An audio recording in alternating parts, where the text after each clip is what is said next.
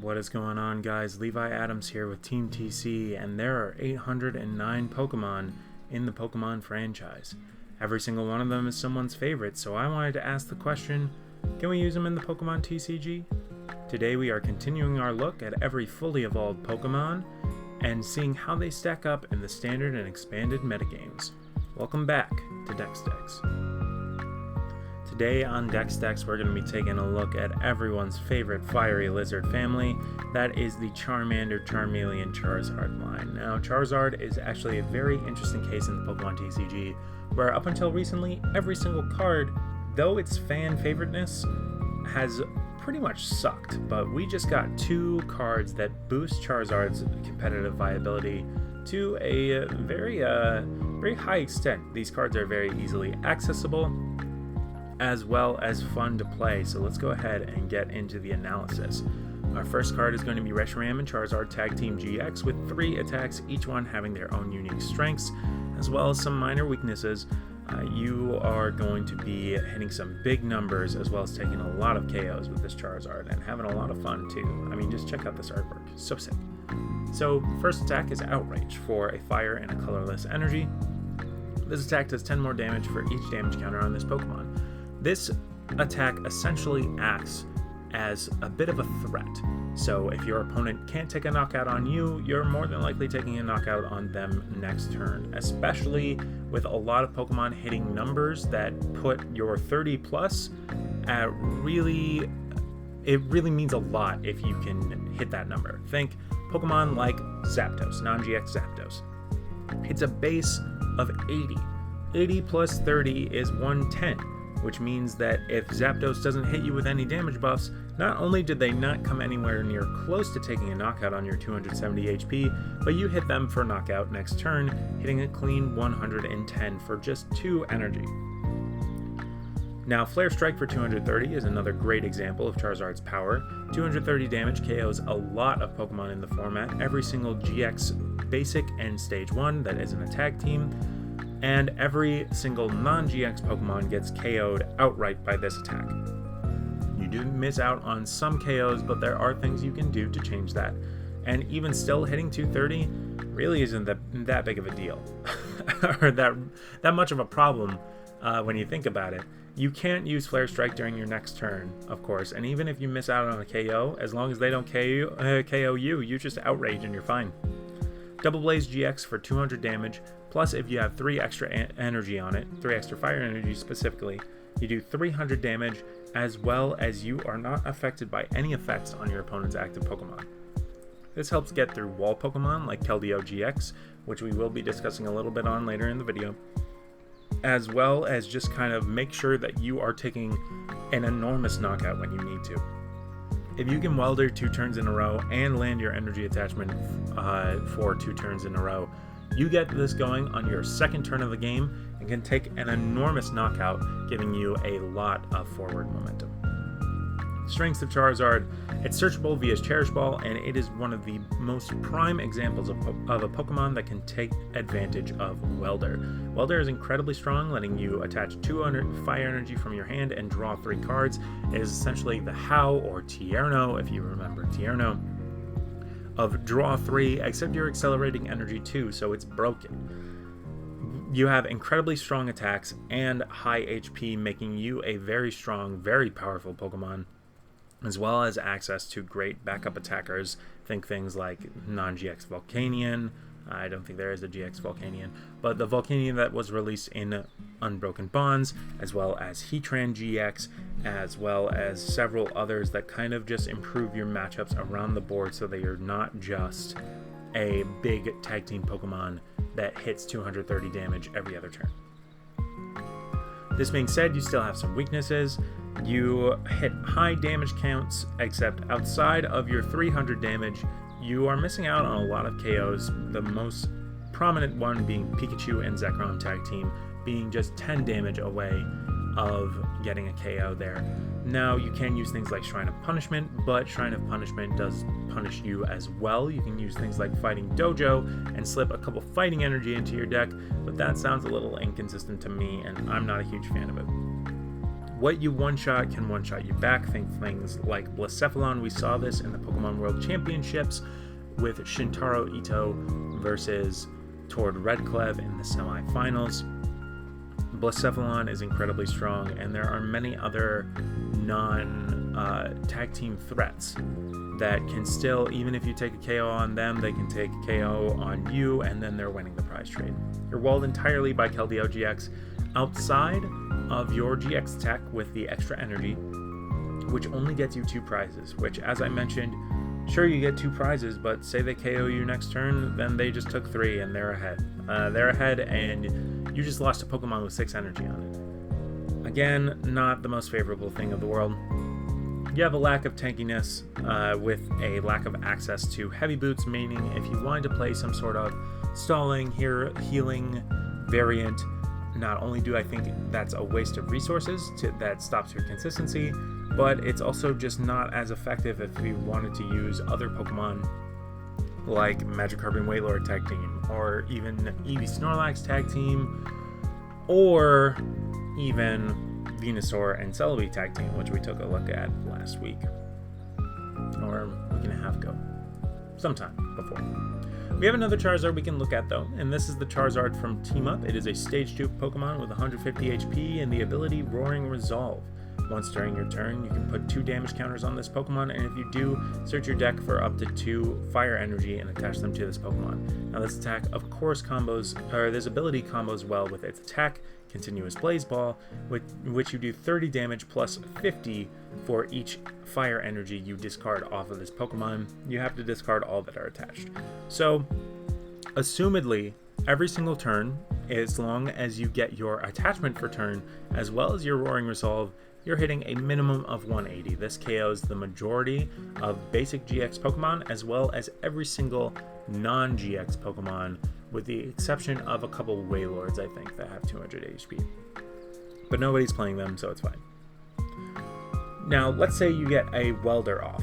That's another 100 damage, meaning that you are hitting 280 damage, which KOs every single Pokemon, except for Magikarp and Wailord tag team. Even Tableye, which we saw Izzy talk about in the Weavile GX video.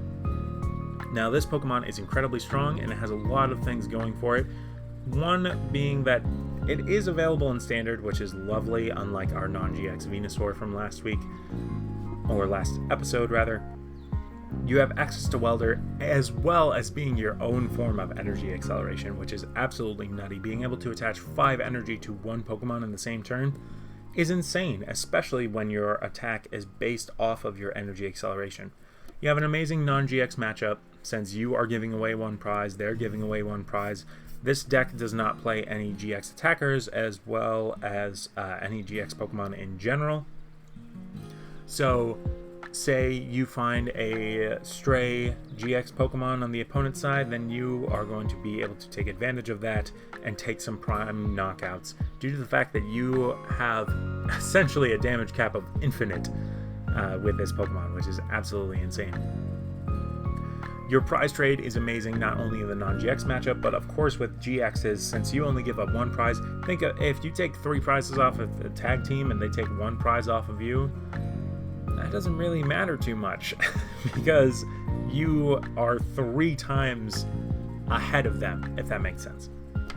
Not to mention you're hitting a minimum of 130 every single turn, so even if you miss out on your 1-hit KO, you're generally going to be 2-hit KOing every single Pokemon, with the exception of Charizard, funnily enough, Mewtwo Mew, Eevee Snorlax, as well as Magikarp and Wailord tag team, I believe are all the ones, and Tableye, which we mentioned before. Now, this all being said, all this being great, you have a lot of glaring weaknesses. Being a Stage 2 means that you have inherent inconsistencies. We are using a rare candy build, still playing Charmeleons of course, but that does not mean that your deck is not going to be inconsistent, especially in a format where you do not have a raw way of searching. With things like Charizard, you're a GX Pokemon, so you can be searchable via Cherish Ball. Now, we do have Pokemon Communication in the standard format, which allows us to search out literally any Pokemon but it requires us to have a Pokemon in our hand. More often than not, you are trading a card that you want for a card that you need. And that is kind of my problem with Pokemon communication. Needless to say, we are still playing it, but it's inconsistent. And if you don't have Welder, then you do miss those key knockouts like we were talking about with Charizard. If you can attach 5 energy per turn, then that's awesome. But the likelihood of you attaching 5 energy per turn is usually not as crazy high as you wish it was. At least with my experience of the deck. Now, with that being said, let's go ahead and take a look at our deck lists. Now, these are just shells, skeletons a little bit of how I think the decks can be played. They can obviously be tweaked, but I'm trying to get these decks out as more of a general idea and show you a maybe not the most consistent way, but a consistent way of playing these Pokemon so that you can have fun in the standard format. Now, let's go ahead and move on to the Evolving Charizard deck.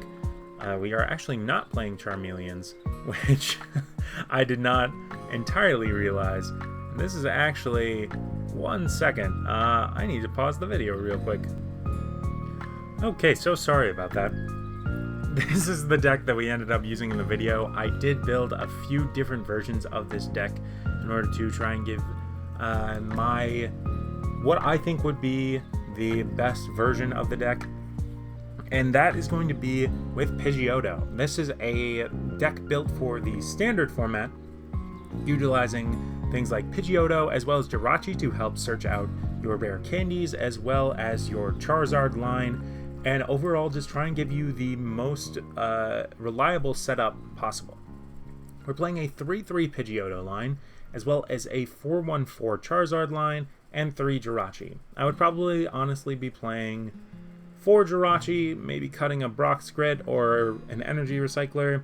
Kind of up in the air on that one. Again, these counts are definitely not final. Feel free to adjust them however you want.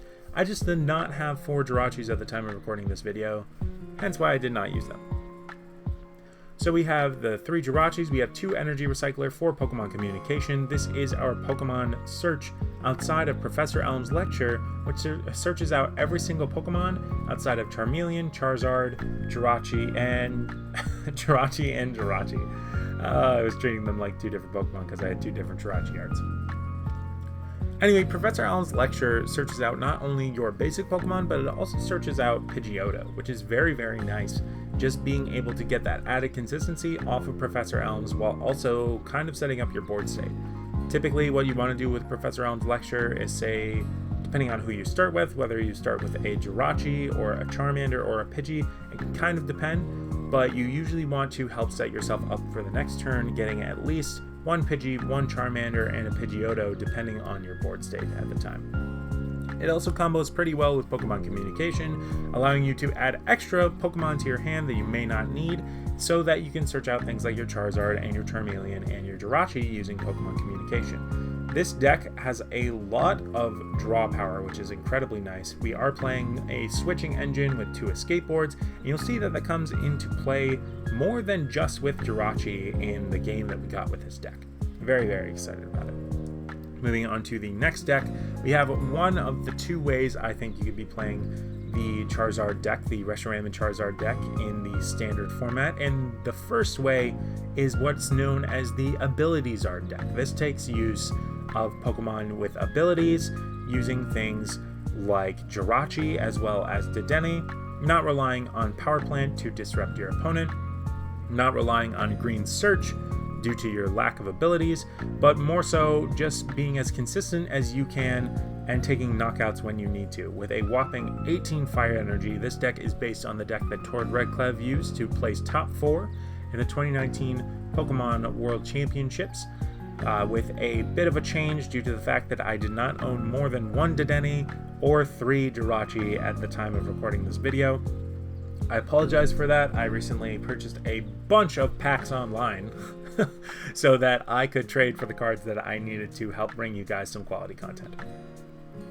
So in this deck, we're playing 1 copy of Turtonator. This card with Explosive Jet allows you to do some mad damage as a non-GX Pokemon. Heatran with its GX attack allows you to hit damage caps that Charizard is otherwise hindered by. Again, it is a once per game thing, but you are a 2-prize Pokemon as opposed to a 3-prize Pokemon, which makes you a little bit stronger. Playing the 9 Temptations Ninetales, which by discarding 2 fire energy from your hand, you can bring one of your Pokemon or your opponent's Pokemon off of the bench and into the active spot, allowing you to take the KOs that you want to take. Playing 1 copy of Dedenne, 3 copies of Jirachi, and you can see the items and supporter counts. The only supporter we are playing in this deck is Welder. And while that may seem crazy, with the amount that you draw through your deck as well as the amount of Pokemon you can search out, you are actually able to use Welder comfortably as your only supporter, with Palpad giving you essentially 6 Welders, and you really only want to Welder every single turn anyway. Because if you're taking time to, say, Cynthia or Judge, that means that you're not getting energy on board, which getting energy on board is what this deck really, really wants to do.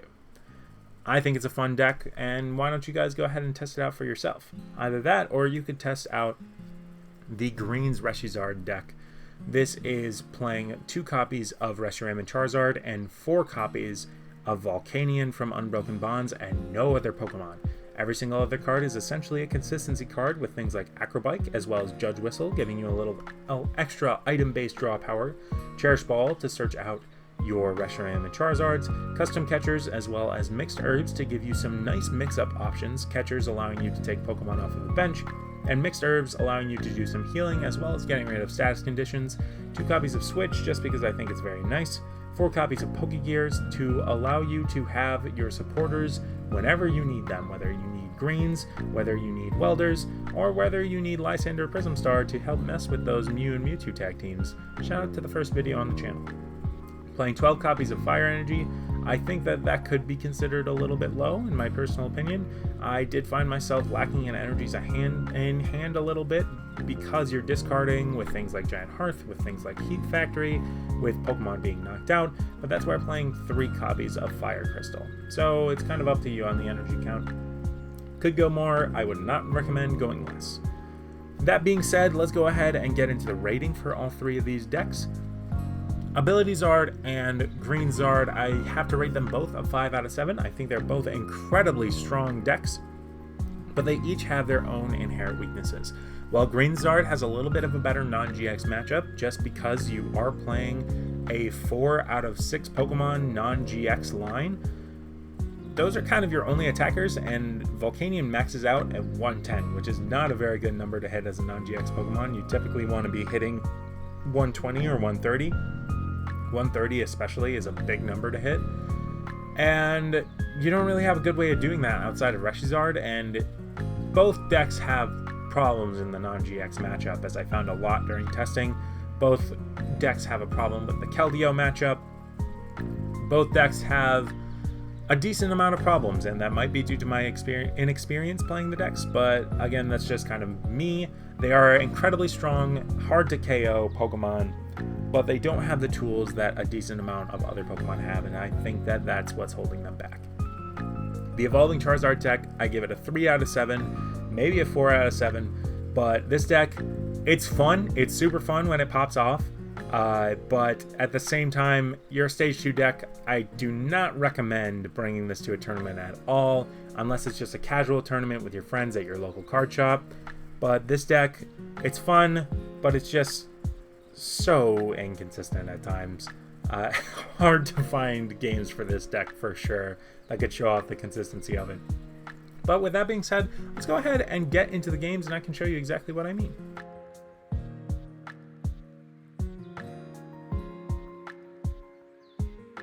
Alrighty, getting into game 1 here with the Ability Zard deck. We are going to be playing against a Dark Box deck, which I guess is just kind of the theme for the channel at this point, where we play against Dark Box to show off how good we are after the Venusaur games and Expanded. Now, we get a pretty strong start here with Reshiram and Charizard, as well as being able to search out a second Reshizard on the bench, getting a Giant Hearth, getting a Dedenne. Things are definitely looking up for us. We're able to thin our deck a crazy amount, which is kind of just the craziest part of this deck in general, is how much you're able to thin. We see our opponent kind of setting up their board state here. They have their Laytons, they have their Greninja Zoroarks, and they're just kind of doing their setup game while we're doing our setup game. We go ahead and I super scoop up the Charizard, realizing that I'll be able to get 3 energy on it regardless this turn, just so that I can get Jirachi into the active. And we're going to go ahead and we're just going to weld her up and start attacking with our Heatran, dealing some nice 130. We're going to be able to take out his non-GX Pokemon very, very easily here. Take knockouts on things like their Littens and their Jirachi especially, and not very easily get return KO'd outside of by the Greninja Zoroark. You are going to see that they're going to have to leave their Jirachi up in the active, even though they are getting their board set up. This is very, very scary, so I need to start setting up my Reshizards now.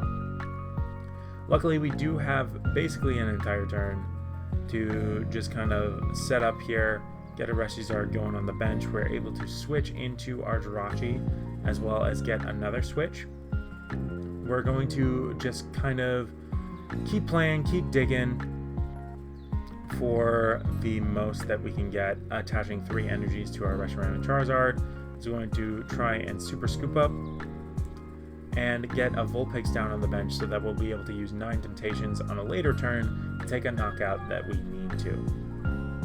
We leave our Jirachi in the active, realizing that we're a prize ahead, and if they take a single prize, it's really not going to be that big of a deal for us, as our opponent does just go for the Dark Pulse. We are definitely going to be able to get off our Ninetales right here, as well as hopefully get off our GX attack. We do hit the Welder, meaning that we have our extra 3 energy for the turn.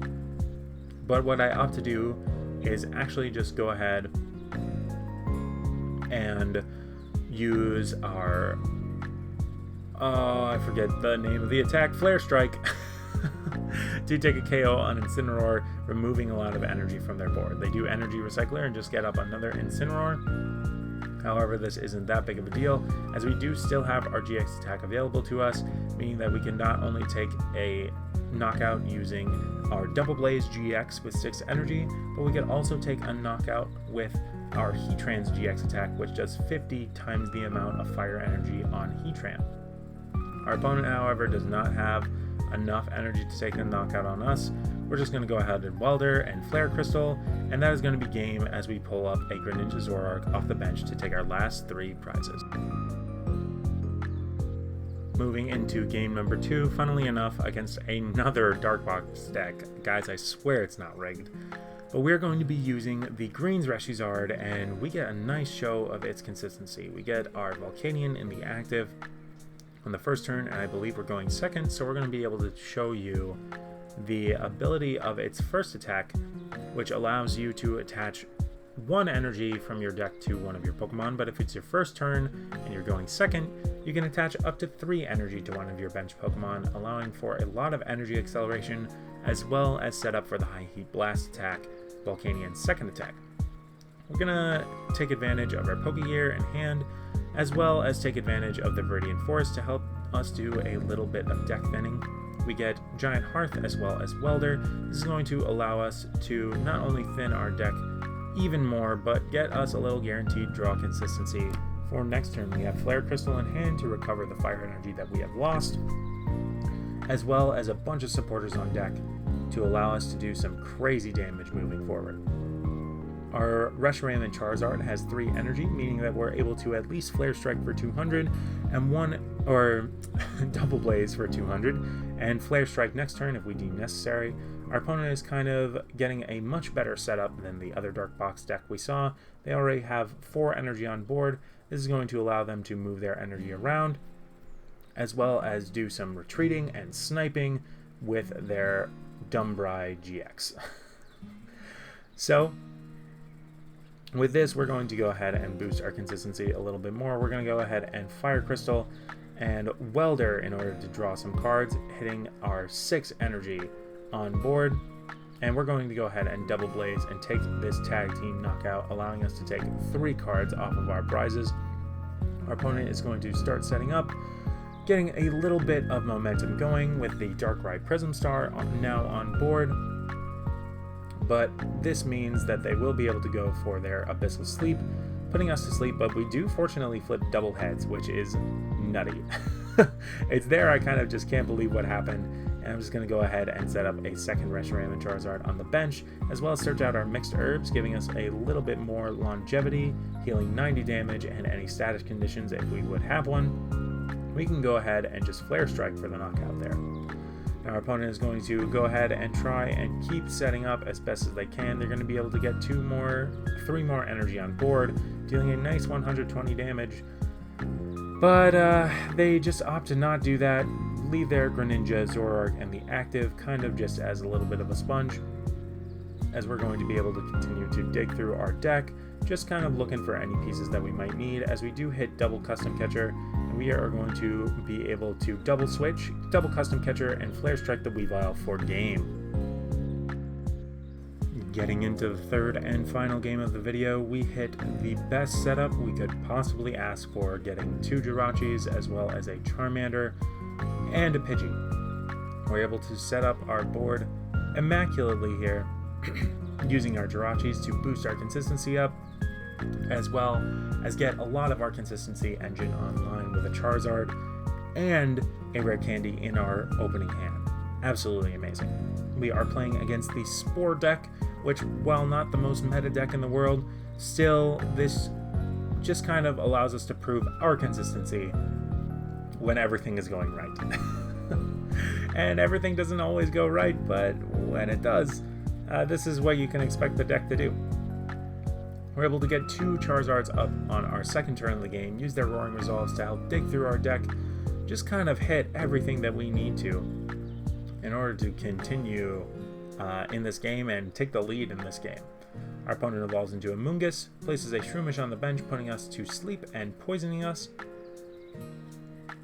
And our opponent is just going to go through the motions of their turn, just trying to increase their setup.